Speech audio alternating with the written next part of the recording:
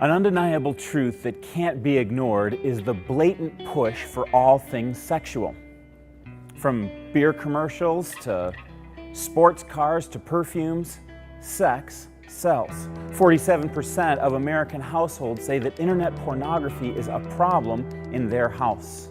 And that's no surprise, with 4.2 million pornographic websites vying for our attention. Whether you're checking in the news headlines or reading about politics, sex and sexuality always seems to be in the headlines. But our sexuality has been broken and manipulated in such a way that it's caustic to the soul. Trafficking of human beings for the sex trade has skyrocketed worldwide. And right here, in our own backyard, in a recent sting operation, 33 people were arrested or ticketed for their connection to prostitution or the sex trade. The profit motive is causing a massive amount of abuse and manipulation and even the slavery of human beings.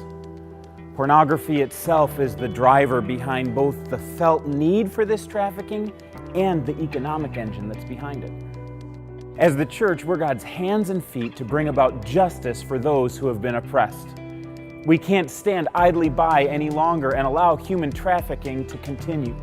But as the people of God, we must stand up for those who have been victims of this horrific abuse. We'll be diving into a message series to expose the dirty laundry of our culture.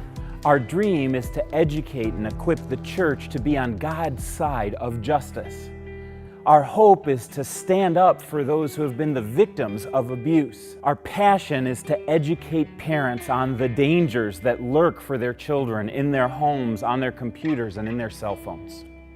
The third week of our series will include an expert on the subject, a special guest speaker from xxchurch.com. Our guest will speak frankly about a subject that has been taboo in the church.